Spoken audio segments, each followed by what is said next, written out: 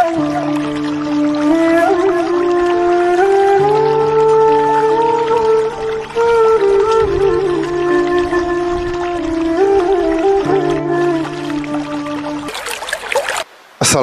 warahmatullahi wabarakatuh. Waalaikumsalam warahmatullahi wabarakatuh. Alhamdulillahirrabbilalamin. Wassalatu wassalamu ala asrafil anbiya wal mursalin Nabina wa habina Muhammadin wa ala alihi wa sahbihi ajmain. Amma ba'du. Puji syukur mari kita panjatkan kehadirat Allah Subhanahu wa taala atas segala nikmat yang telah diberikannya kepada kita, terutama nikmat iman, nikmat Islam, dan nikmat sehat walafiat. Salawat serta salam semoga terlimpah curahkan kepada junjungan kita Nabi Muhammad SAW, pada keluarga, sahabat, dan para pengikutnya, dan yang mana mudah-mudahan kita termasuk ke dalam mengikut beliau istiqomah menjalankan sunnahnya hingga akhir zaman. Amin ya rabbal alamin.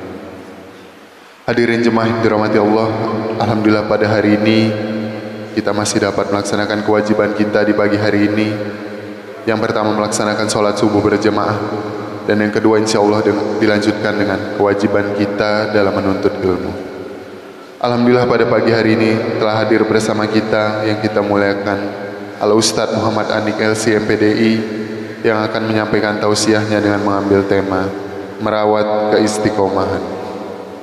Baik, untuk itu kepada Al-Ustadz Muhammad Anik LC MPDI dipersilakan untuk menyampaikan tausiahnya. Terima kasih. Wabillahi taufiq wal hidayah. Wassalamualaikum warahmatullahi wabarakatuh. Bismillahirrahmanirrahim. Assalamualaikum warahmatullahi wabarakatuh.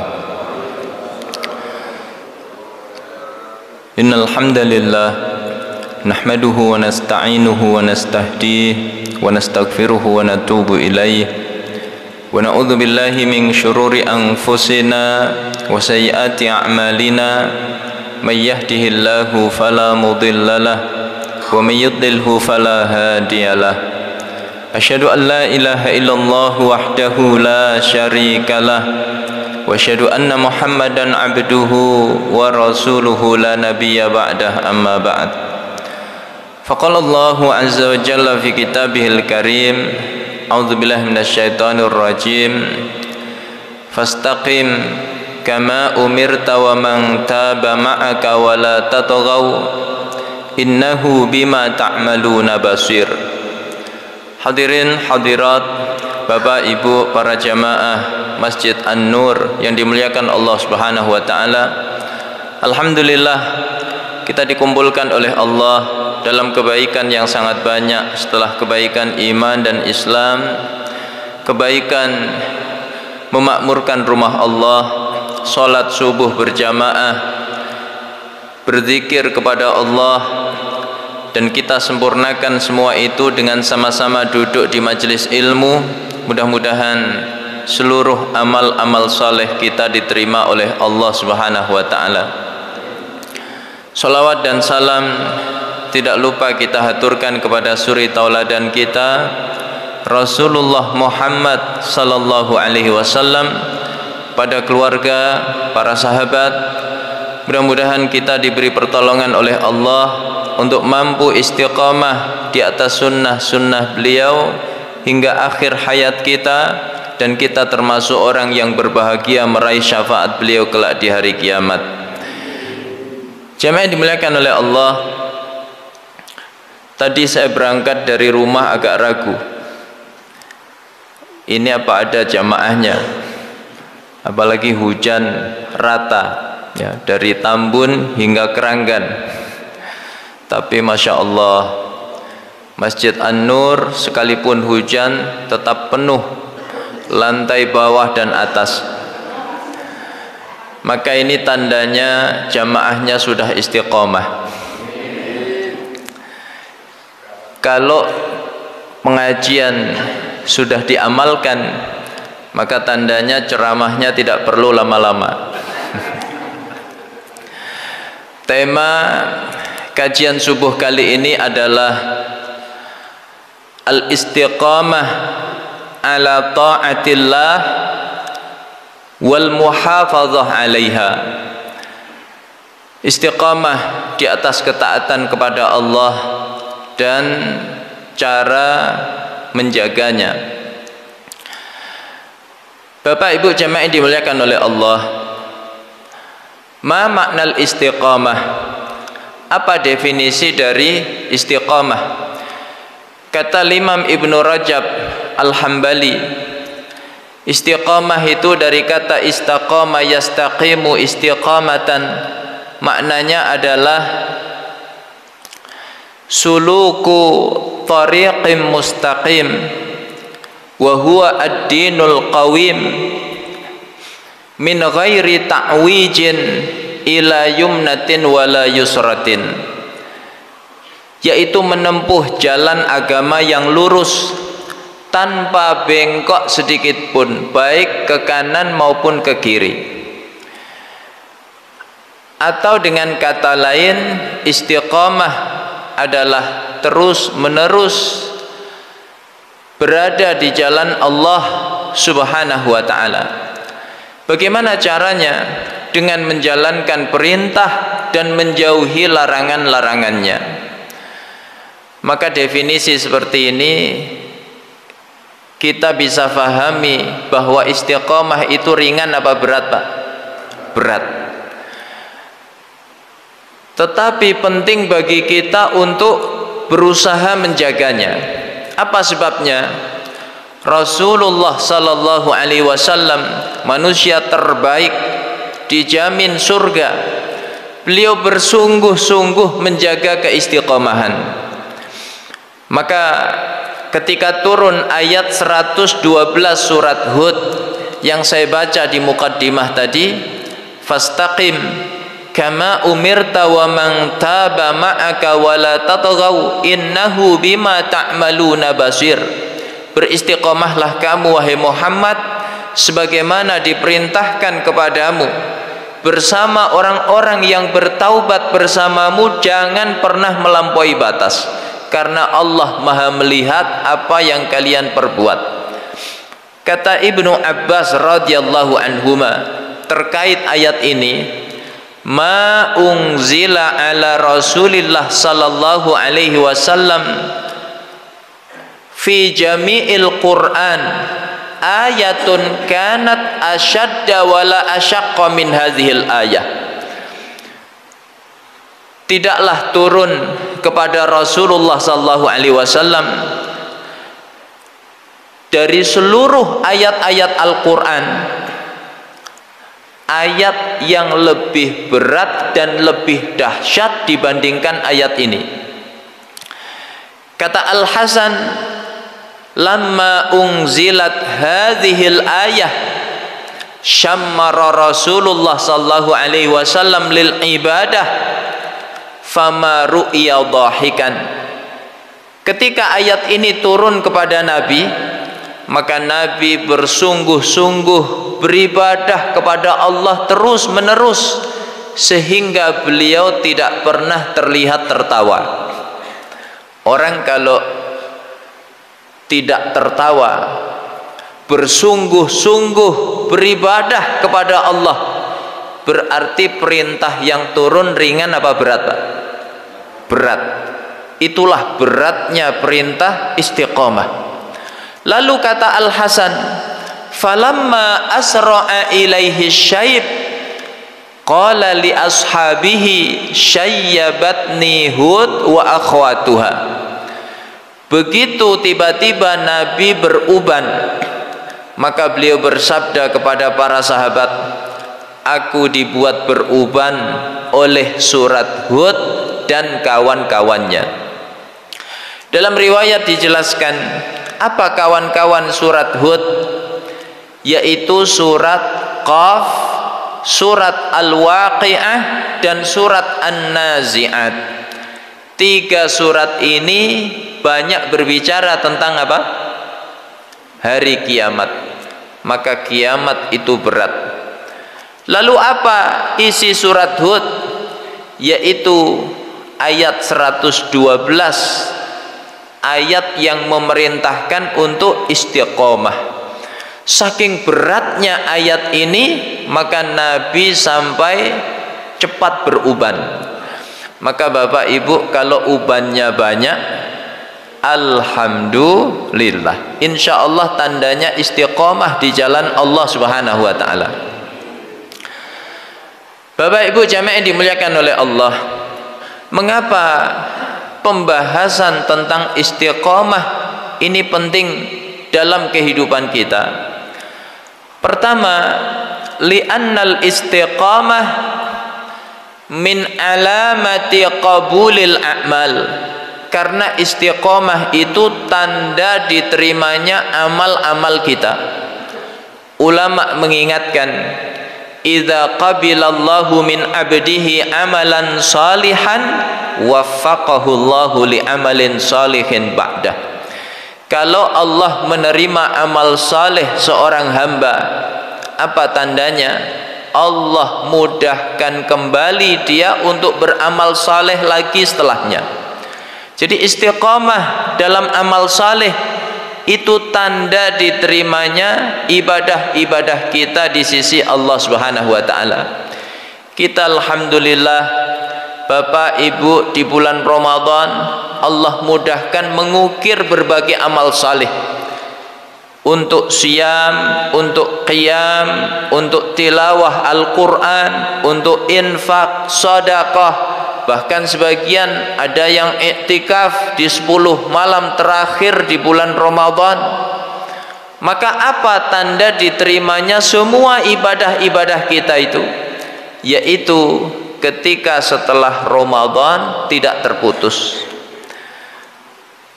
Kalau amal itu terputus, maka kita patut khawatir jangan-jangan tidak diterima oleh Allah.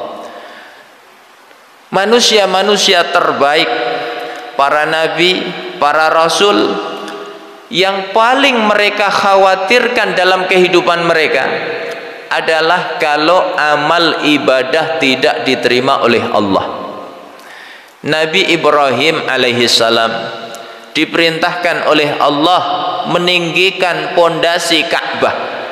Ini bukan sembarang amal, ini amal yang sangat istimewa. Maka Allah kisahkan dalam surat Al-Baqarah, wa idh yarfa'u Ibrahimul qawa'ida minal baiti wa Ismail Rabbana taqabbal minna innaka antas sami'ul alim. Ingatlah ketika Nabi Ibrahim meninggikan pondasi Ka'bah beserta putranya Ismail, maka keduanya berdoa, Rabbana taqabbal minna innaka antas sami'ul alim. Ya Allah, terimalah amal-amal kami, sungguh Engkau zat yang maha mendengar lagi maha mengetahui. Ketika Syekh bin Baz menjelaskan ayat ini, maka beliau menangis. Kata beliau, hadza amalun makhsus min syakhsin makhsus fi makanin makhsus wa yakhafu alla yuqbala min. Ini amal yang khusus, tidak sembarang orang bisa mengamalkannya. Dilakukan juga oleh manusia yang khusus, Nabi, Rasul, Khalilullah, kekasih Allah. Dilakukan di tempat yang paling khusus, di Makkah Al-Mukarramah, tempat paling mulia di muka bumi. Tapi masih khawatir tidak diterima oleh Allah. Seperti itulah karakter orang-orang yang beriman. Setelah beramal maksimal, maka khawatir jangan-jangan tidak diterima oleh Allah. Allah abadikan karakter orang-orang yang beriman itu di surat Al-Mu'minun ayat 60 dan 61. Walladzina yu'tuna ma atau wa qulubuhum wajilatun annahum ila rabbihim raji'un ulaika yusari'una fil khairat wa hum laha sabiqun. Orang-orang yang beriman itu apa karakter mereka? Yaitu mereka yang memberikan apa yang mereka berikan, maksudnya beramal maksimal. Setelah itu mereka takut. Apa sebabnya? Mereka sadar mereka dikembalikan kepada Allah Subhanahu wa ta'ala. Aisyah radhiyallahu anha bertanya kepada Nabi terkait ayat ini. Kata Aisyah radhiyallahu anha, "Ya Rasulullah, ahumul ladzina yashrabunal khamra wa yasriquna wa yaznun?" Ya Rasul, apakah mereka itu yang takut disebabkan karena minum khamr, atau karena mencuri, ataukah karena berzina? Maka Rasulullah menjawab, "La ya bintas Siddiq." Tidak, wahai putri Abu Bakar As-Siddiq. "Bal humul ladzina yusallun wa yasumun wa yatasaddaqun wa yakhafuna alla yuqbala min." Mereka yang ketakutan itu justru orang-orang yang ahli salat, ahli puasa, ahli sedekah. Mengapa mereka takut? Karena mereka khawatir jangan-jangan amal mereka tidak diterima oleh Allah. Maka orang yang seperti ini, kata Allah dalam ayat berikutnya, ulaika yusari'una fil khairat wa hum laha sabiqun. Merekalah yang bisa bersegera dalam kebaikan dan berlomba-lomba di dalam menunaikannya. Jadi begitu karakter orang-orang yang beriman. Jemaah dimuliakan oleh Allah. Ini pertama. Kedua, mengapa pembahasan istiqamah ini penting dalam kehidupan kita? Li'annal istiqamah min asbabi husnil khatimah. Karena istiqamah itu salah satu sebab husnul khatimah, meraih akhir kehidupan yang baik. Ulama dulu berdoa, Allahumma khtim a'malana wa ajalana bi husnil khatimah. Ya Allah, tutuplah amal-amal kami, ajal-ajal kami dengan husnul khatimah, akhir yang baik. Mengapa ulama berdoa seperti itu? Karena husnul khatimah ini isyarat Allah menghendaki kebaikan untuk akhirat kita. Maka Rasulullah mengatakan dalam hadisnya, idza aradallahu bi 'abdihi khairan ista'malahu. Kalau Allah menghendaki kebaikan untuk hambanya, maka Allah akan mempekerjakannya.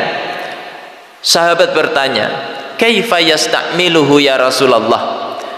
Apa maksud Allah mempekerjakannya? Maka Nabi menjawab, yuwaffiquhu li amalin salihin qabla mautih. Allah menolongnya untuk mampu beramal saleh sebelum wafatnya. Maka bagaimana meraih ini? Dengan istiqamah. Ulama membuat kaidah yang banyak berlaku di tengah kehidupan manusia. Kaidah itu berbunyi, man asya ala syai' mata alaih. Siapa yang hidupnya membiasakan sesuatu, Allah akan akhiri dia di atas kebiasaannya. Yang ahli sholat, insya Allah diwafatkan saat sholat. Yang ahli tilawah Al-Quran, insya Allah diwafatkan saat tilawah Al-Quran. Yang rajin duduk di majelis ilmu, insya Allah wafatnya juga saat ngaji. Begitu kaidah yang banyak berlaku dalam kehidupan manusia. Dan sejarah mencatat itu. Ada ulama besar ahli hadis namanya Imam Abu Zur'ah Ar-Razi. Ini ulama yang sangat mencintai, mengagungkan dan selalu mendakwahkan hadis-hadis Nabi. Maka karena hidupnya habis untuk mendakwahkan hadis-hadis Nabi, wafatnya pun diakhiri oleh Allah kehidupannya saat berinteraksi dengan hadis Nabi. Ketika Imam Abu Zur'ah Ar-Razi mengalami ihtidar, sebuah kondisi yang ajal itu sudah dekat, maka murid-muridnya menjenguknya. Muridnya sungkan untuk mentalqin la ilaha illallah. Apa sebabnya? Ini ulama besar, Masa ia diajari sekedar membaca la ilaha illallah? Tapi karena ini sunnah Nabi yang harus ditunaikan, maka murid-muridnya kemudian berinisiatif. Begini saja, guru kita semasa hidup sangat mencintai hadis-hadis Nabi, memuliakannya, bahkan mendakwahkannya. Habis umur beliau untuk mendakwahkan hadis. Ayo kita baca sanad hadis yang menjelaskan tentang keutamaan membaca la ilaha illallah di akhir hayat. Maka dibacakanlah baru sanadnya, haddatsana fulan, haddatsana fulan, haddatsana fulan. Belum selesai sanad dibaca, beliau langsung merespon. Jadi orang yang kecintaannya adalah hadis-hadis Nabi, mendengar baru sanad hadis yang dibacakan, langsung beliau merespon. Kata beliau, bantu aku untuk duduk, karena kondisi beliau sudah payah. Maka beliau pun dibantu duduk. Maka beliau melanjutkan hadis tadi. An Mu'adz bin Jabal radhiyallahu anhu qala Rasulullah sallallahu alaihi wasallam, man kana akhiru kalamihi la ilaha illallah. Dari Mu'adz bin Jabal, semoga Allah meridainya, beliau berkata, Rasulullah sallallahu alaihi wasallam bersabda, siapa yang ucapan terakhirnya adalah la ilaha illallah, begitu sampai pada kalimah la ilaha illallah, maka dia pun diwafatkan oleh Allah. Indah sekali, wafat tidak sekedar membaca kalimah la ilaha illallah, tapi bahkan berikut hadisnya. Apa kelanjutan hadis yang terputus tadi? Dakhalal jannah, maka dia masuk surga. Jadi Allah akhiri kehidupan seseorang sesuai dengan kebiasaannya. Yang kebiasaannya baik, insya Allah Allah akhiri dengan kebaikan, husnul khatimah. Tapi hati-hati, yang membiasakan keburukan, jangan-jangan nanti diakhiri kehidupannya oleh Allah dalam keadaan yang buruk, su'ul khatimah, fenomena yang sangat ditakuti oleh ulama-ulama terdahulu. Maka mereka berdoa, wala takhtim a'malana wa ajalana bisu'il khatimah. Ya Allah, jangan engkau tutup amal-amal kami dan ajal-ajal kami dengan su'ul khatimah. Jamaah dimuliakan oleh Allah, Imam Ibnul Qayyim mengkisahkan betapa banyak orang diakhiri kehidupannya oleh Allah dalam keadaan yang buruk. Itu disebabkan karena dia membiasakan keburukan. Ada manusia ditalqin la ilaha illallah, sebuah kalimah yang mudah diucapkan, hanya membutuhkan gerakan lisan, tidak butuh bantuan bibir. Dan ini rahmat dari Allah, karena manusia terkadang ketika wafat itu mengalami sakarat, dan sakarat itu berat. Maka saking beratnya terkadang bibir seseorang sulit digerakkan, tapi dia masih bisa mengucapkan la ilaha illallah dengan lisannya. Tapi ada orang ditalqin kalimah la ilaha illallah, lisannya kaku, tidak bisa digerakkan. Apa sebabnya? Ternyata begitu ditelusuri, dia terbiasa minum khamr. Maka hati-hati, orang yang lisannya akrab dengan khamr, jangan-jangan nanti di akhir hayat tidak bisa membaca la ilaha illallah. Lalu ada orang ditalqin la ilaha illallah, malah mengajak hitung-hitungan. 1 juta bayar 2 juta, 3 juta bayar 5 juta, ya. Taruh 1 juta dapat 10 juta, 5 juta dapat 50 juta. Nah, rupanya apa? Semasa hidupnya dia rentenir, ya, atau semasa hidupnya dia tukang judi online. Maka ketika wafat yang dia sebut adalah angka-angka tadi. Lalu kata beliau, ada orang ditalqin la ilaha illallah, malah menyebut nama-nama wanita yang sangat banyak. Ternyata begitu ditelusuri dia gemar berzina. Wanita yang disebut adalah yang pernah berzina dengannya. Naudzubillah min dzalik. Kemudian Imam Ibnul Qayyim juga mengkisahkan, ya, kisah seorang muadzin. Bahkan kata beliau, dia sudah kumandangkan azan 40 tahun lamanya. Lama apa sebentar, Pak? Satu hari ada seorang wanita yang cantik jelita bertanya kepada muadzin itu, "Aina tariqu ila hammami min jab?" Mana jalan menuju, ya, kamar mandi umum yang disebut kamar mandi minjab? Maka dia menunjuk ke arah rumahnya yang bersebelahan dengan kamar mandi itu. Pintu rumahnya mirip seperti pintu kamar mandi umum. Maka dia menunjuk ke arah rumahnya. Wanita itu tanpa curiga masuk ke rumah muadzin tadi. Begitu dia sudah masuk, muadzin itu mengikutinya dari belakang. Dia ikut masuk lalu menutup pintunya. Dia berniat jahat kepada wanita itu.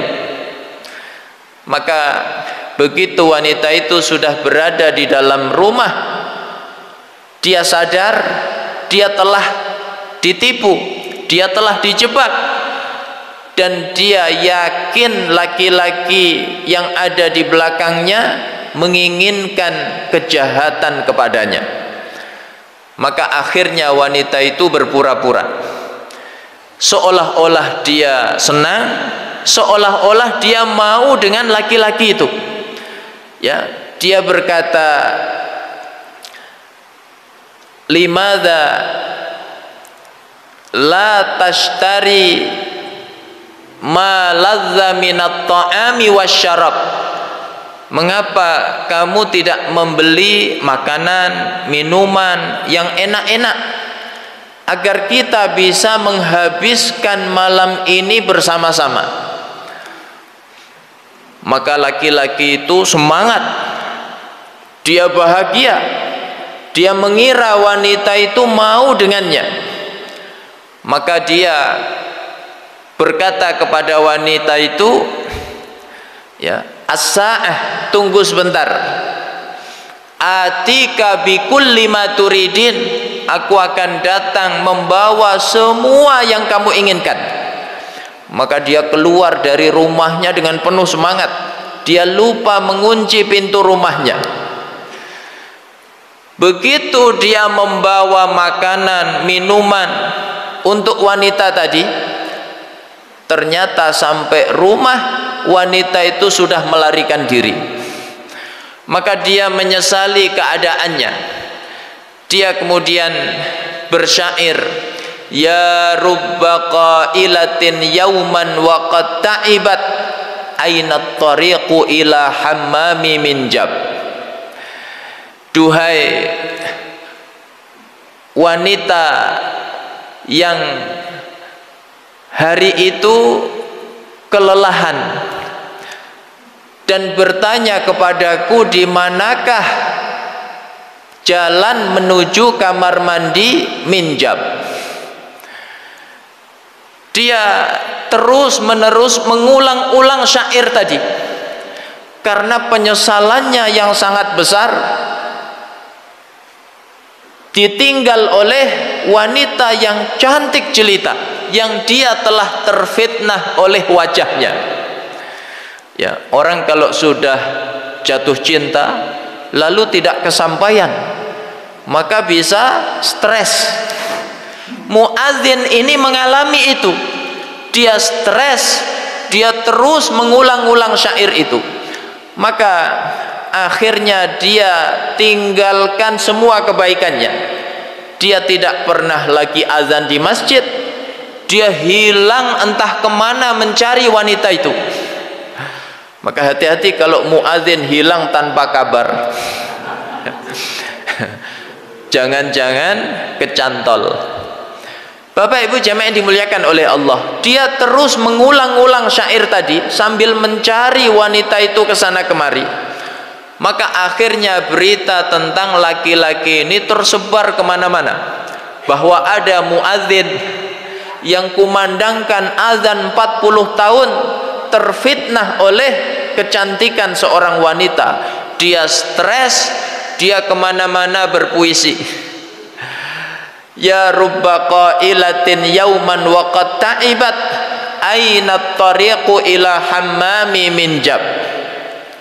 Jemaah yang dimuliakan oleh Allah, kejadian itu terjadi berbulan-bulan lamanya sampai akhirnya muadzin itu pun mengalami sakaratul maut. Maka ditalqin la ilaha illallah.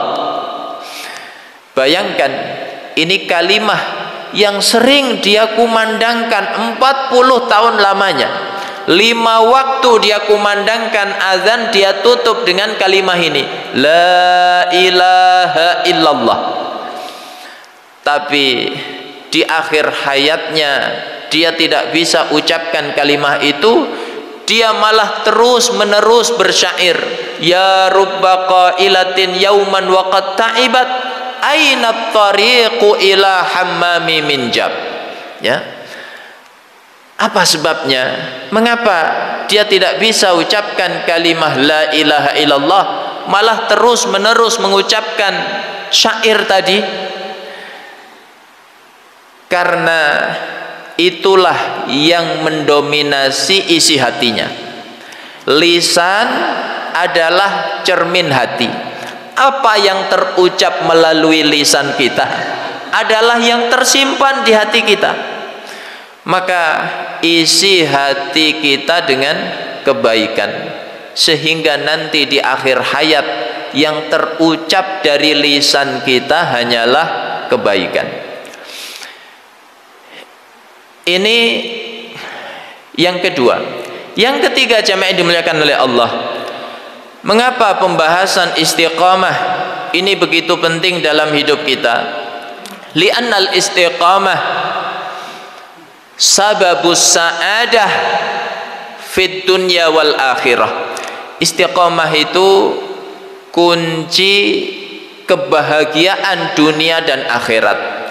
Kita ingin bahagia di dunia, sukses di dunia, kuncinya istiqamah. Bapak, Ibu, ya, buka usaha, ya, apapun itu, entah toko, entah ya warung nasi uduk, atau shopping online misalnya, punya online shop. Kalau ingin sukses, kuncinya istiqamah. Bukanya jelas dari jam sekian sampai jam sekian. Bukan sesuai suasana hati. Hatinya mood, tokonya buka. Hatinya enggak mood, ya tutup tokonya. Ya. Anaknya khitan, toko tutup seminggu. Tetangganya nikah, tutup lagi seminggu. Nah, itu kira-kira pelanggannya setia apa kabur, Pak? Ya, insya Allah kabur. Yang online juga begitu. Ya, kalau tidak istiqamah akan ditinggalkan pelanggannya. Ini dunia. Akhirat juga sama. Kalau kita ingin sukses dari sisi ukhrawi, maka kuncinya istiqomah. Ya, salat istiqomah, ngaji seperti ini istiqomah, baca Quran istiqomah, infak sedekah istiqomah. Itu kunci sukses akhirat. Maka karena dunia akhirat kuncinya sama, istiqomah. Begitu ada sahabat mendatangi Rasulullah sallallahu alaihi wasallam minta nasihat. Ya Rasulullah, beri aku nasihat yang aku tidak akan bertanya kepada orang lain selain engkau. Maka Nabi menasihatinya satu hal, yaitu apa? Istiqomah. Qul amantu billah tsumma istaqim. Ya. Kemudian yang keempat, jamaah yang dimuliakan oleh Allah, semakin penting pembahasan istiqomah ini ketika kita belum lama ditinggal bulan suci Ramadan. Baru sekitar 2 bulan kita ditinggalkan Ramadan. Maka orang yang kehilangan keistiqomahan pasca Ramadan di mata ulama-ulama terdahulu, ini satu perkara yang sangat buruk.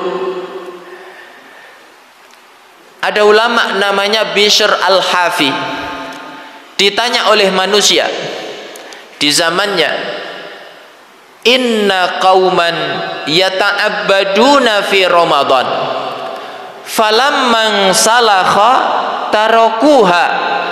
Wahai imam, ada sekelompok kaum kalau Ramadan ibadahnya Masya Allah, dia makmurkan rumah Allah, dia sholat berjamaah, dia duduk di majelis ilmu, dia khatamkan Quran, dia infak, dia sedekah, dia qiyamul lail, dia iktikaf.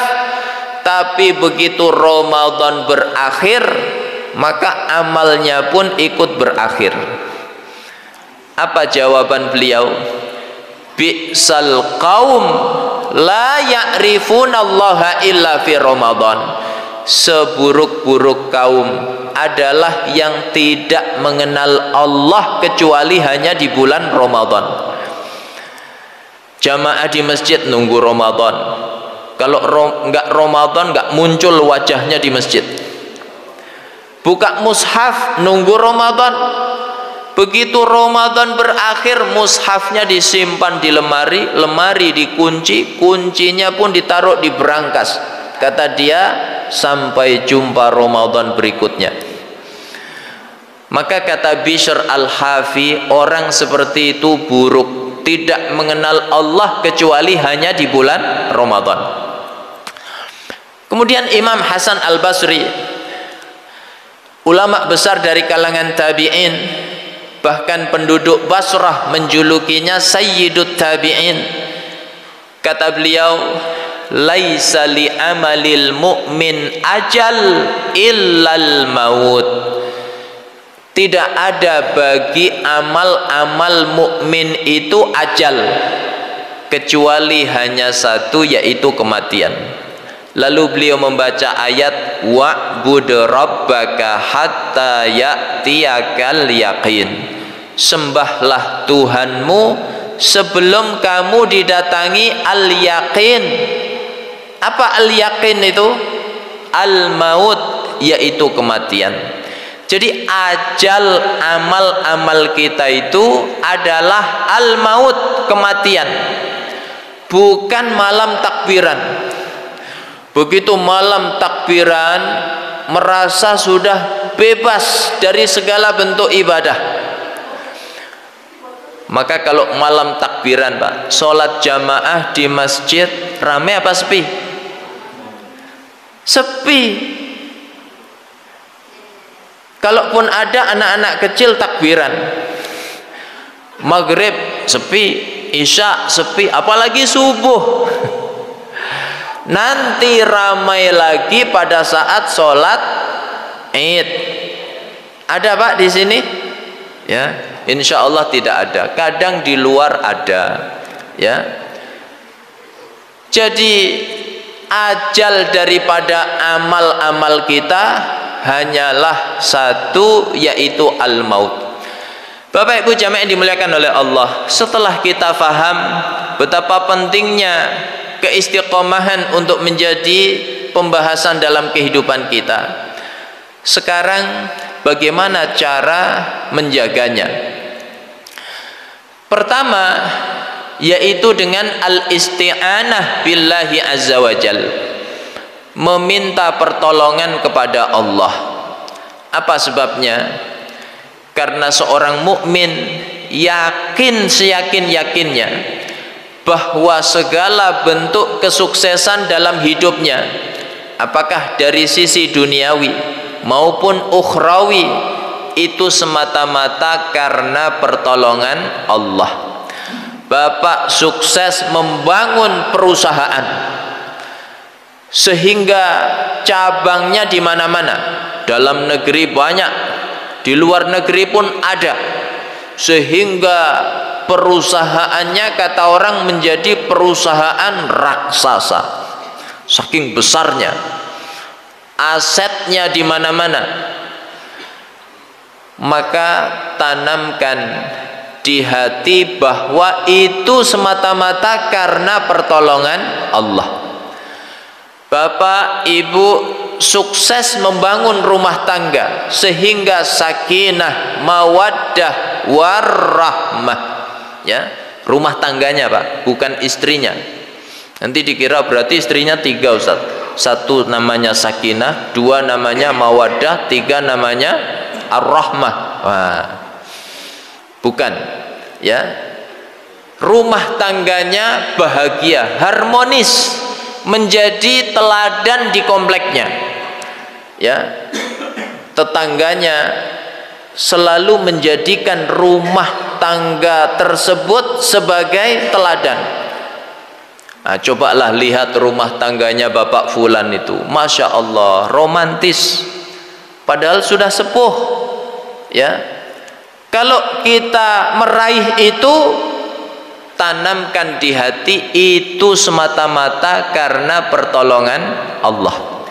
Bapak Ibu sukses membangun lembaga pendidikan, ya, atau membangun masjid sehingga lembaga pendidikannya maju pesat, masjidnya maju pesat, menjadi sentra dakwah di wilayahnya. Maka tanamkan di hati itu semata-mata karena pertolongan Allah. Ini dari sisi duniawi. Begitupun dari sisi ukhrawi. Bapak sanggup qiyamul lail setiap malam, puasa sunnah Senin Kamis setiap pekan, ayyamul bid setiap bulan, maka tanamkan itu semuanya karena pertolongan Allah. Bapak Ibu sanggup tilawah Quran one day one juz, itu semata-mata karena pertolongan Allah. Termasuk bisa rutin duduk di majelis ilmu seperti pagi hari ini meskipun cuaca hujan, ini semata-mata karena pertolongan Allah, bukan karena kehebatan kita, kecerdasan kita, ya. Ketika kita meyakini bahwa segala bentuk kesuksesan baik duniawi maupun ukhrawi kita itu semata-mata karena pertolongan Allah, itulah awal keistiqomahan. Allah akan senantiasa membersamai kita, Allah akan senantiasa menolong kehidupan kita. Tapi ketika mulai terbersit, ini karena saya, ini karena kehebatan saya, ini kalau enggak ada saya enggak jadi, ya, maka siap-siaplah ditinggal oleh Allah. Allah tidak lagi menolong kehidupan kita. Sebagaimana Qarun itu masih kerabatnya Nabi Musa. Kata Allah di surat Al-Qasas, inna Qaruna kana min qaumi Musa fabagha alaihim. Sungguh Qarun itu adalah salah satu kaumnya Nabi Musa. Dalam tafsirnya dijelaskan ibnu ammi, anak pamannya Nabi Musa. Anak paman itu apa, Pak? Sepupu. Sepupu itu saudara dekat apa jauh? Dekat. Sebelumnya Qarun miskin, nggak punya harta, maka minta didoakan Nabi Musa supaya Allah berikan kekayaan. Akhirnya Allah berikan kekayaan yang berlimpah ruah, sampai kata Allah, wa atainahu minal kunuzi ma inna mafatihahu latanu bil usbati ulil quwwah. Kami berikan kepada Qarun perbendaharaan harta yang sangat banyak, yang kunci-kuncinya saja terasa berat, terasa payah dipikul sekelompok manusia yang kuat. Itu baru kuncinya, belum hartanya. Maka Qarun ujub, menganggap semua kekayaannya karena kehebatannya. Qala innama utituhu ala ilmin indi. Aku meraih semua kekayaanku itu karena ilmuku, kecerdasanku, manajemenku. Apa yang terjadi kemudian? Kata Allah, fa khasafna bihi wa bidarihil ard.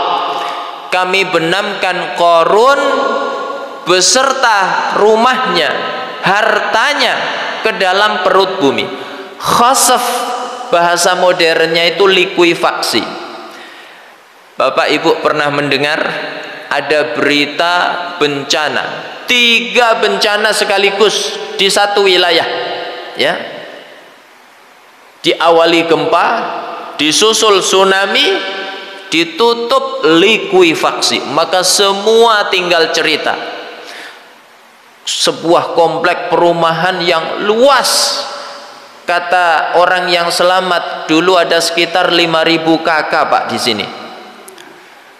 Maka dalam hitungan menit, ya, semua habis tinggal cerita. Satu komplek itu ditelan bumi, lalu dibawa berjalan entah kemana, dicari nggak ketemu. Maka yang selamat bercerita, dulu kalau nggak salah rumah saya di sini, Ustadz, 2 lantai, mobilnya 2, ya. Kebun kelapa itu dulu nggak di sana, tapi 2 kilo di sana. Tower antena telekomunikasi itu dulunya nggak di sebelah sana, tapi 1 kilo di sebelah sana, ya. Itu khasaf, likuifaksi. Itulah yang dulu Allah timpakan kepada Qarun. Rumahnya, hartanya ditelan perut bumi, dibawa pergi entah kemana. Makanya kalau Bapak Ibu hari ini gali tanah, nemu sebongkah emas, maka tetangga-tetangga berkata, ini hartanya siapa? Qarun, ya. Maka fenomena ditinggalkan oleh Allah seperti itu fenomena yang menakutkan, yang ditakutkan oleh Rasulullah sallallahu alaihi wasallam. Maka Rasulullah berdoa, diajarkan doa ini kepada Fatimah radhiyallahu anha, diriwayatkan oleh Imam Al-Hakim, ya. Ya Hayyu ya Qayyum bi rahmatika astaghits, Allahumma aslih li sya'ni kullah wa la takilni ila nafsi tarfata ain. Wahai Zat yang maha hidup, wahai Zat yang maha berdiri, dengan rahmatmu aku meminta pertolongan. Ya Allah, perbaikilah segala urusan kehidupanku, jangan pernah engkau serahkan aku kepada diriku meskipun hanya sekejap mata, ya. Makanya Rasulullah menanamkan kepada para sahabat kebutuhan manusia kepada Allah. Kita itu lemah, kita itu tidak bisa apa-apa, kita butuh Allah.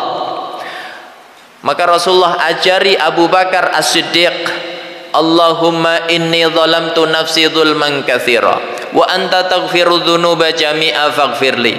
Ya Allah, sungguh aku telah berbuat zalim terhadap diriku dengan kezaliman yang banyak, dan Engkau zat yang mengampuni segala bentuk dosa, maka ampunilah aku.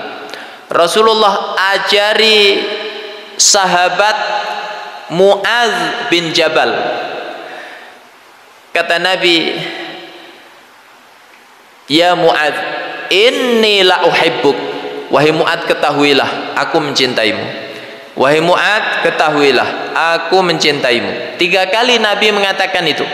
Setelah itu Nabi berkata, la tada'anna inda duburi kulli salatika Allahumma a'inni ala dzikrika wa syukrika wa husni ibadatik. Wahai Mu'adz, jangan pernah kamu tinggalkan membaca doa ini setiap kali kamu selesai menunaikan sholat. Apa bunyi doanya? Allahumma a'inni ala dzikrika wa syukrika wa husni ibadatik. Ya Allah, tolong aku untuk bisa mengingatmu, untuk bisa bersyukur kepadamu, dan untuk bisa beribadah kepadamu dengan baik. Ya. Dan Rasulullah juga sering berdoa, ya muqallibal qulub tsabbit qalbi ala din. Ini semuanya isyarat bahwa manusia itu membutuhkan pertolongan Allah. Ya. Ini pertama. Kedua, jamaah yang dimuliakan oleh Allah, bagaimana kita menjaga keistiqomahan kita, yaitu dengan al-mujahadah, bersungguh-sungguh. Segala bentuk ketaatan kepada Allah, sekalipun yang berat, itu bisa diperjuangkan dengan mujahadah. Contoh Pak, ya, qiyamul lail, tahajud, itu ringan apa berat Pak? Berat. Sekedar bangun malam ringan, semua orang bisa. Ya, buktinya kalau Bapak Ibu ke pasar yang terdekat dari sini, Pasar Keranggan, itu aktivitasnya jam 8 pagi atau jam 2 malam sudah ada aktivitas. Jam 2 malam orang sudah sibuk di pasar. Ya. Kalau ada pertandingan sepak bola, semifinal Indonesia lawan Uzbekistan, menang mana Pak? Digelar tengah malam, itu kira-kira penontonnya sedikit apa banyak? Banyak. Artinya orang bangun malam itu mudah.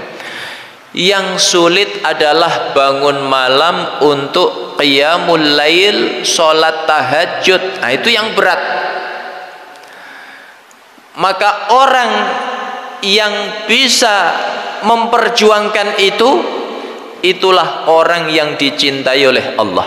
Dalam hadis disebutkan, ajiba rabbuna an rajulin tharin an wita'ihi wa lihafihi min baini hibbihi wa ahlihi. Allah kagum, Allah cinta kalau ada hambanya bisa bangun malam meninggalkan semua kenikmatan duniawinya, selimutnya yang hangat, kasurnya yang empuk, meninggalkan suaminya, istrinya, padahal pengantin baru, meninggalkan anak-anak tercintanya demi mencari kenikmatan di sisi Allah. Maka Allah berseru kepada para malaikat, ungzuru ila abdi hadza, wahai malaikatku, lihat hamba-hambaku itu.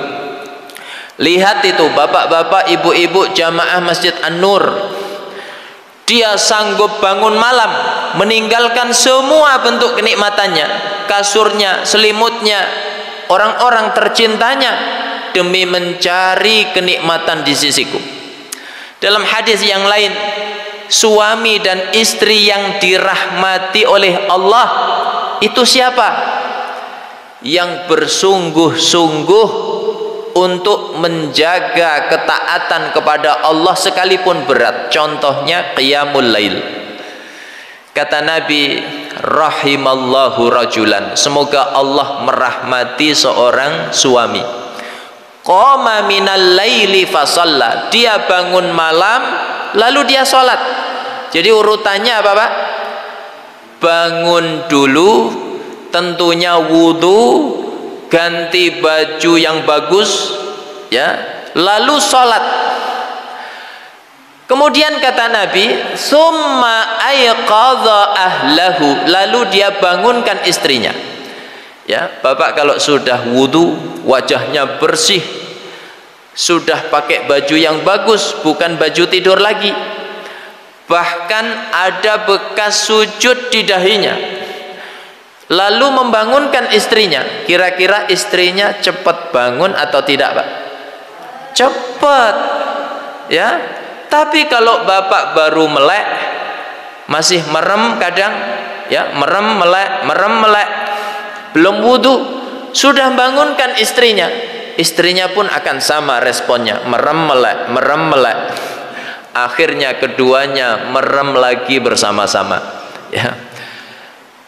Jadi kata Nabi, lalu dia bangunkan istrinya, fa in abad nadhaha fi wajhihal ma. Kalau istrinya enggan untuk bangun, apalagi pengantin baru, musim hujan, ya, bangun rasanya berat, maka suami tidak menyerah. Suami memercikkan air ke wajah istrinya. Berapa banyak itu Ustaz? Ya kalau musim hujan begini nggak usah banyak-banyak, nanti masuk angin. Cukup satu gayung saja.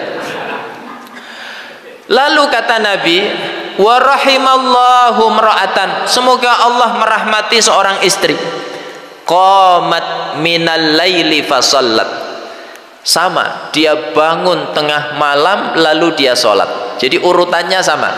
Summa aiqazat ahlaha, lalu dia bangunkan suaminya.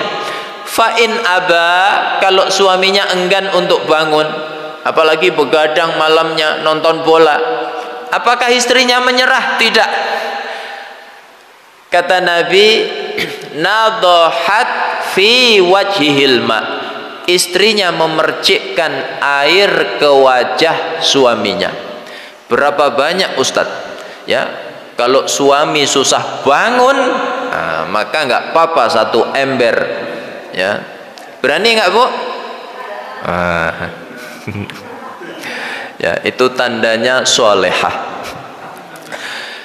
Jadi mujahadah, ya, hidup di dunia ini adalah mujahadah dalam rangka ibadah. Hujan-hujan begini tetap ke masjid, ngaji, nah, ini mujahadah namanya. Itu yang dicintai oleh Allah.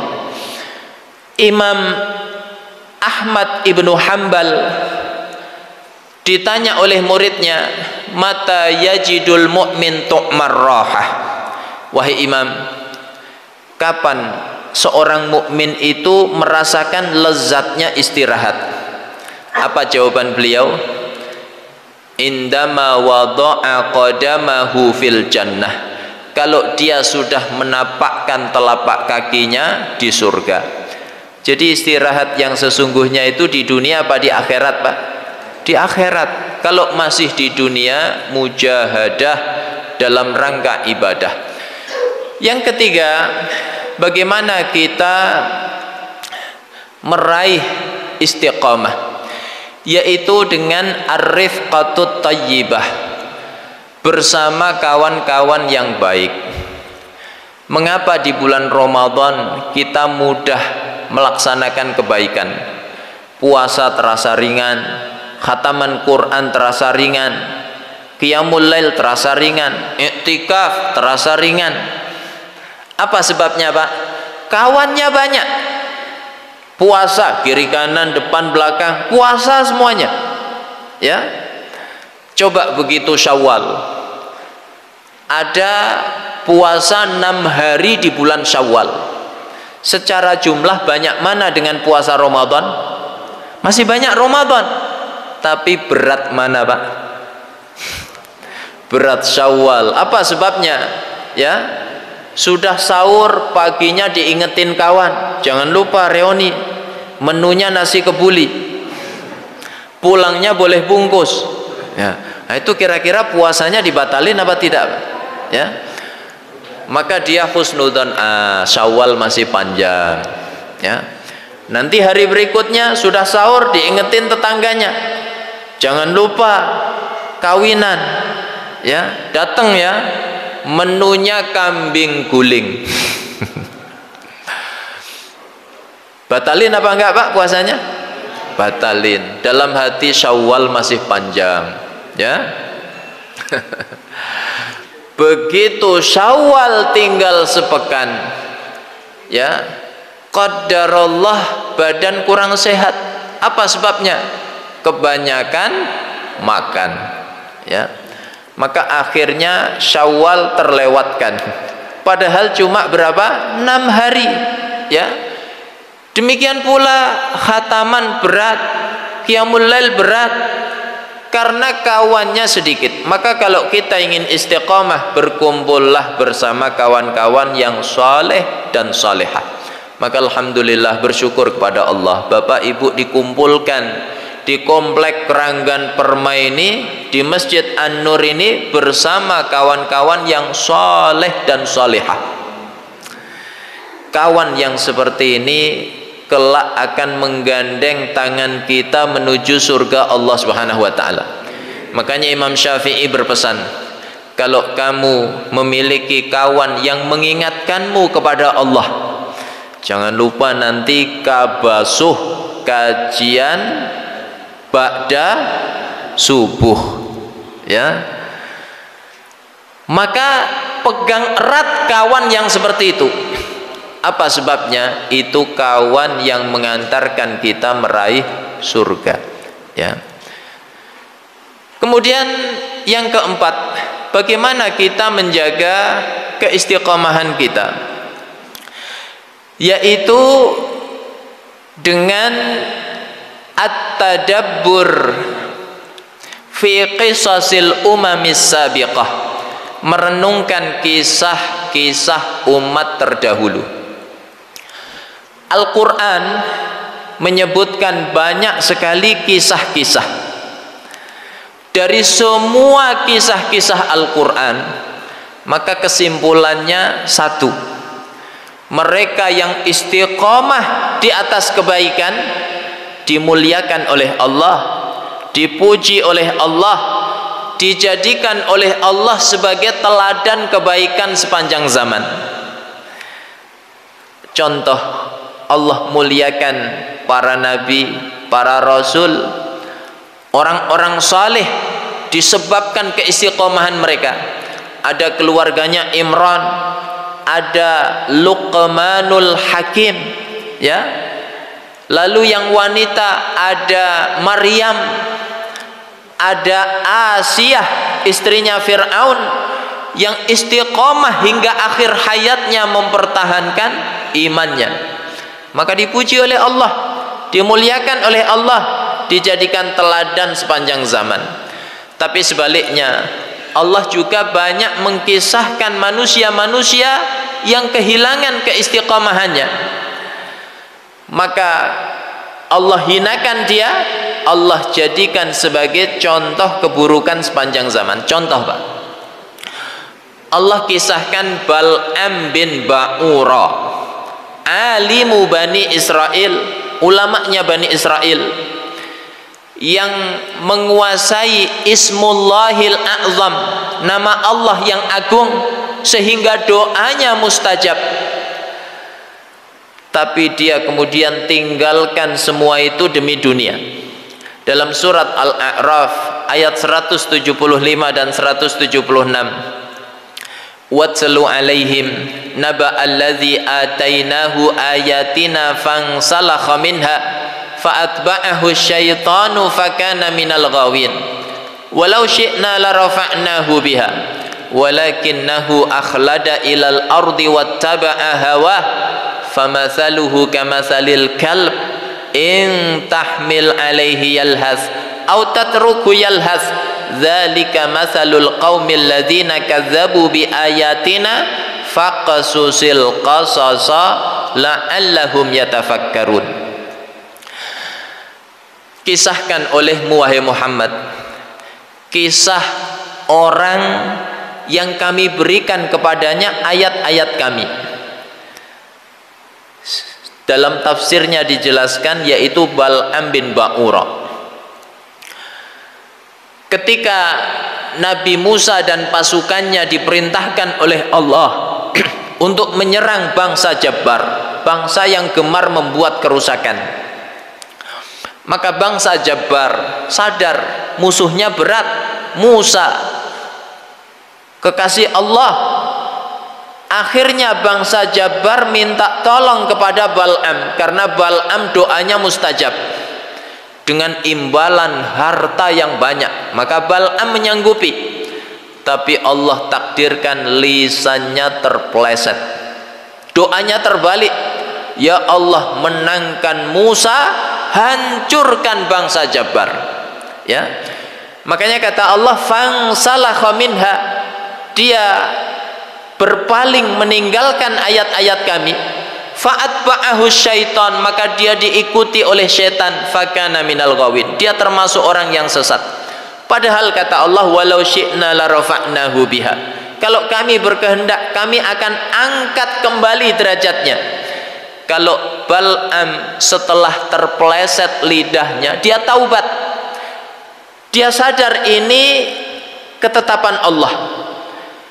Kalau dia mau taubat, Allah akan kembali angkat derajatnya. Tapi rupanya tidak. Walakinnahu akhlada ilal ardi wattaba'a hawa, dia lebih cenderung kepada dunia, dia mengikuti hawa nafsunya.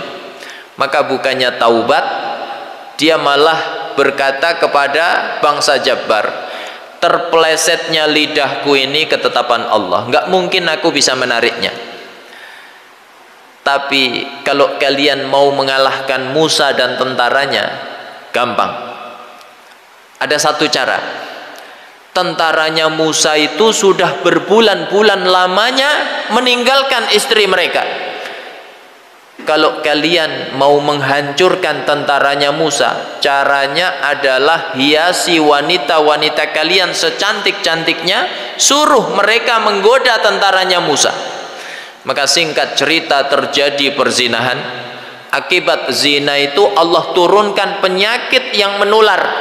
Dalam sehari diriwayatkan 70.000 manusia meninggal dunia. Ya.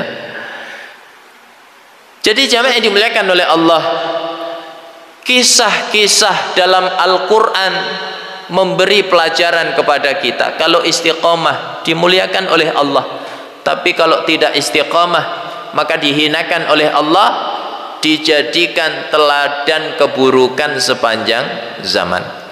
Terakhir, yang kelima, bagaimana kita meraih keistiqamahan, yaitu dengan at-tawassut wal i'tidal fil amal, pertengahan di dalam beramal, tidak ekstrim.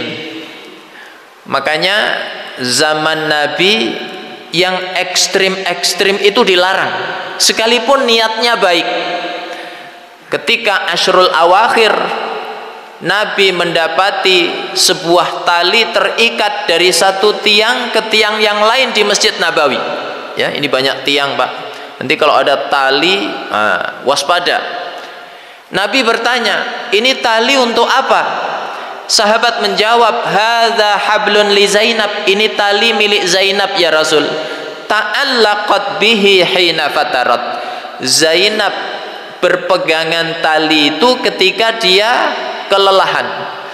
Ya, jadi ibu-ibu sholat semangat pegangan tali, sekalipun ngantuk saking lamanya dia sholat, tetap tegak berdiri karena disangga oleh tali. Spirit seperti ini niatnya baik apa jelek, Pak? Baik, tapi ditegur oleh Nabi, liyusalli ahadukum inda nasyatihi fa idza fatara falyarkud, hendaknya kalian sholat kalau masih kuat, kalau sudah tidak kuat ya istirahat. Makanya ngaji subuh seperti ini nggak boleh lama-lama, Pak. Kalau sudah 1 jam, ya, apalagi hidangan sudah disajikan, itu nggak boleh lama-lama. Nanti dikhawatirkan tidak istiqomah, ya. Bulan berikutnya siapa yang ngisi? Oh, Ustadz itu lama, ya, nggak mau hadir, ya, taubat nasuha, ya. Maka karena sudah jam 6 bahkan lewat 10, ya, saya cukupkan sampai di sini. Mudah-mudahan Allah karuniakan kepada kita semuanya keistiqomahan hingga akhir hayat kita, sehingga kita menghadap Allah dalam keadaan husnul khatimah. Amin ya rabbal alamin. Inilah yang dapat saya sampaikan. Kalau ada yang benar semata-mata dari Allah, kalau ada yang salah ini kekhilafan saya mohon maaf yang sebesar-besarnya. Aqulu qauli hadza wa sallallahu ala nabiyyina Muhammad wa ala alihi wa sahbihi wa sallam. Walhamdulillahi rabbil alamin. Assalamualaikum warahmatullahi wabarakatuh. Silakan. Baik, selanjutnya untuk sesi diskusi atau tanya jawab dipersilahkan kepada para jemaah jika ada yang ditanyakan.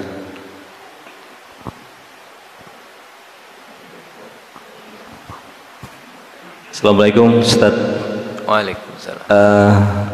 Mau tanya Ustaz, adakah ukurannya waktu gitu, seseorang itu menjalankan ibadah berapa lama sudah dikatakan dia istiqomah? Kemudian apabila orang itu sudah melakukan istiqomah, ada beberapa ibadah ternyata dia tidak lakukan beberapa kali, apakah juga itu masih dikatakan istiqomah? Satu lagi nih Ustaz, kita kan diperintahkan ibadah semampu kita. Bagaimana caranya kita mengukur bahwa yang ibadah yang kita lakukan itu sudah maksimal kita lakukan semampu kita? Mungkin itu aja Ustaz. Terima kasih. Assalamualaikum warahmatullahi wabarakatuh. Waalaikumsalam. Baik, jemaah dimuliakan oleh Allah, ya, istiqamah itu adalah, ya, luzumu ta'atillah, ya, dalam definisi yang lain terus menerus dalam ketaatan kepada Allah Subhanahu wa taala. Jadi sebuah amal yang dilakukan secara rutin dan terus menerus maka dikatakan istiqomah. Bapak membiasakan sholat berjamaah 5 waktu di Masjid An-Nur, ya, bertahun-tahun, itu namanya istiqomah. Maka amal istiqomah inilah yang dicintai oleh Allah. Khairul a'mal madama wa inqalla. Amal yang terbaik adalah yang terus menerus, yang istiqamah sekalipun sedikit. Tilawah Al-Quran 1 halaman setiap hari itu lebih disukai oleh Allah dibanding sekali duduk 1 juz, tapi setelah itu taubat nasuha seminggu. Jadi yang istiqomah itu lebih dicintai oleh Allah. Dan orang ketika istiqomah, maka Allah berikan keistimewaan yang tidak Allah berikan kepada yang lain. Apa keistimewaan itu? Yaitu tetap mendapatkan pahala amal yang rutin dia kerjakan, sekalipun hari itu tidak mengerjakannya karena ada uzur, ya. Kata Nabi, man marida aw safara kutiba lahu ma kana ya'maluhu sahihan muqiman.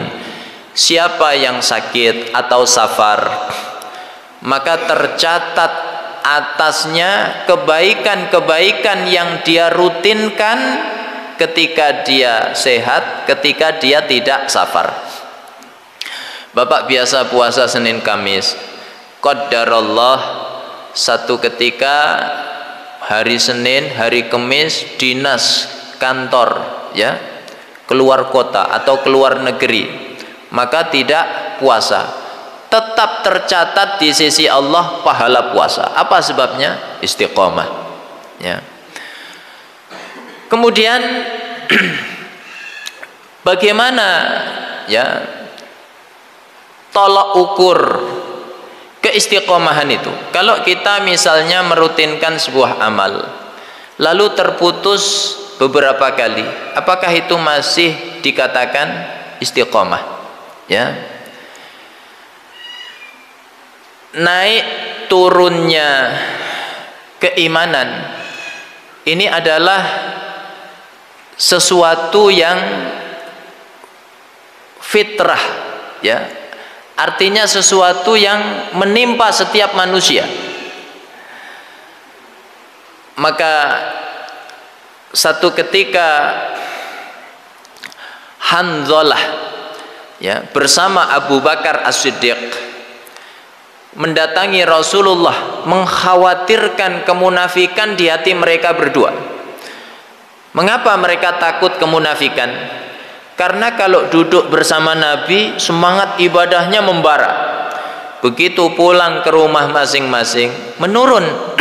Sibuk dengan anak, sibuk dengan istri, spiritnya menurun. Maka mereka menganggap ini kemunafikan. Ya, datanglah kepada Nabi. Kata Nabi,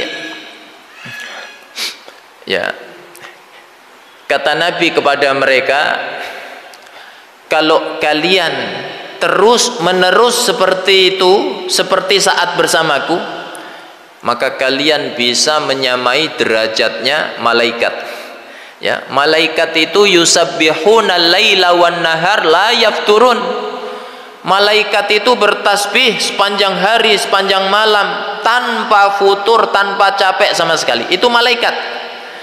Maka kalau ada jamaah An-Nur, ya, spiritnya terus menerus terjaga antara Ramadan, ya, maupun setelah ditinggal Ramadan sama.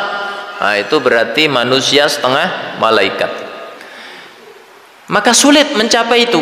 Makanya kata Nabi, walakin ya Hanzalah sa'atan fasa'atan, sa'atan fasa'atan, sa'atan fasa'atan. Iman itu ya bertahap, bertahap dan bertahap. Makanya sebagian ulama mendefinisikan istiqomah itu bukan sama terus menerus, tidak. Karena sulit manusia mencapai tingkatan itu. Istiqomah itu kata sebagian ulama, kalau dia futur sejenak langsung bertaubat kepada Allah, ya. Makanya dikatakan dalam sebuah hadis, faman kanat, ya, fatratuhu ya fi sunnati faqad aflaha. Ya, siapa yang futurnya itu masih di atas sunnah Nabi, maka dia orang yang beruntung. Bapak misalnya di bulan Ramadan, duha biasanya 8 rakaat, ya. Begitu Ramadan selesai, sibuk silaturahim ke sana kemari, ya masih duha tapi tinggal 4 rakaat misalnya, masih terjaga sunnah Nabi, maka masih beruntung, ya. Tapi kalau futurnya itu sampai meninggalkan amal secara total, nah, maka kita patut waspada, ya. Qiyamul lail di bulan Ramadan, Masya Allah 8 rakaat terjaga, ya. Begitu Ramadan selesai, ya Qiyamul lail tapi tinggal 4 rakaat. Nah, maka futur yang seperti itu masih wajar. Kapan futur itu tidak wajar, Pak? Ketika meninggalkan amal secara, ya, keseluruhan. Kurang lebihnya begitu. Wallahu a'lam bishawab. Baik Ustadz, mengingat waktu cukup kan? Terima kasih Ustadz atas materi yang diberikan. Semoga apa yang disampaikan tadi dapat bermanfaat dan dapat diterapkan bagi kita semua. Amin ya rabbal alamin. Selanjutnya mohon ditutup dengan doa Ustadz. Bapak Ibu dimuliakan oleh Allah, mari kita akhiri majelis yang mulia ini dengan doa. Doa yang mustajab adalah doa setelah amal saleh. Mudah-mudahan silaturahim kita, sholat jamaah kita, zikir kita, termasuk duduk di majelis ilmu, berinteraksi dengan ayat Allah dan hadis Nabi, seluruhnya mengantarkan doa kita mustajab di sisi Allah Subhanahu wa taala. Ya, saya secara pribadi mohon didoakan, ya. Tadi jam 3 anak saya yang kelima baru lahir. Jadi semalam suntuk, ini begadang di rumah sakit tadi. Ya, saya khawatir nih bisa ceramah atau enggak. Alhamdulillah masih bisa. Ya, mohon didoakan semoga menjadi anak yang saleh, yang kelak bermanfaat untuk dunianya, untuk agamanya, untuk bangsanya dan negaranya. Dan semoga kelak menjadi tabungan amal bagi orang tuanya. Bismillahirrahmanirrahim. Alhamdulillahirabbil alamin. Hamdan na'imin hamdas syakirin, hamdan yuafi ni'amahu wa yukafi'u mazidah.